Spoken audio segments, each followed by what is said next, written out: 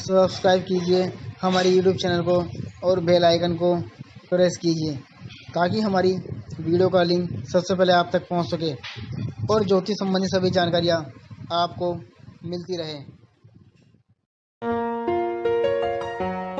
नमस्कार दोस्तों, स्वागत है आप सभी का हमारे इस यूट्यूब चैनल पर। आज हम बात करेंगे कार्तिक महात्म के 20वें अध्याय के बारे में। राजा पृथु ने कहा, हे देवर्षि, इसके पश्चात युद्ध में क्या हुआ तथा वह दैत्य कैसे मारा गया? कृपा कर अब उस अद्भुत कथा को मुझे कहिए। देवर्षि नारद जी बोले, जब गिरजा वहाँ से अदृश्य हो गई और गंधर्वी माया भी विलीन हो गई, तब भगवान विष्णुध्वज चैतन्य हो गए। उन्होंने लौकिकता व्यस्तखंड में बड़ा क्रोध किया। फिर भगवान शंकर जलंधर से युद्ध करने लगे।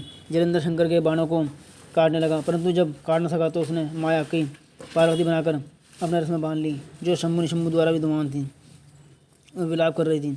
तब अपनी प्रिय पार्वती को इस प्रकार कष्ट में पड़ा देखकर लौकिक लीला दिखाते हुए भगवान शंकर प्रकट जनों की तरह व्याकुल हो गए और उन्होंने अग्निपुंज की तरह भयंकर रौद्र रूप धारण कर लिया।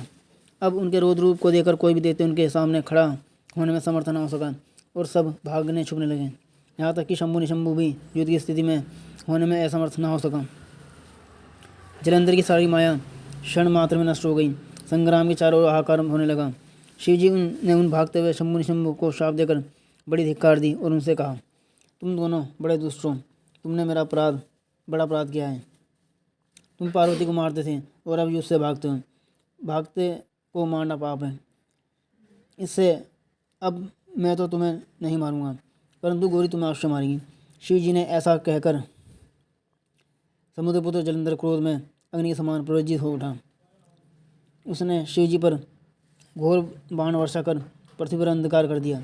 तब उस दैत्य की ऐसी चेष्टा देखकर भगवान शंकर बड़े ही क्रोधित हुए और उन्होंने अपने चरणगुप्त से बनाए हुए सुदर्शन चक्र को चलाकर उसका सिर काट दिया।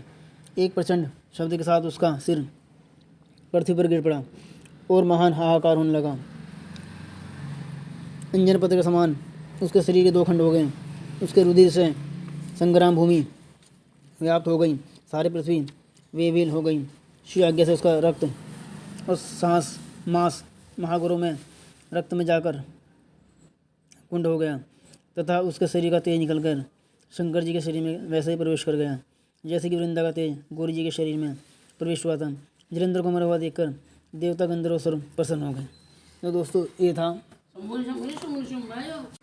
तो आज आपने जाना कार्तिक महात्म का 20वां अध्याय। हमारी वीडियो आगे भी आप लोगों के लिए ऐसी आती रहेगी। आप हमारी वीडियो को लाइक करें, चैनल को सब्सक्राइब करें और उसको शेयर भी कर दें ताकि वो लोग भी इससे जुड़ी हुई जानकारी ले लें। और यदि कोई बात आप हमसे पूछना चाहते हैं तो हमारे दिए हुए मोबाइल नंबर पर आप संपर्क कर सकते हैं। सभी जानकारी आपको विस्तार दी जाएगी। धन्यवाद।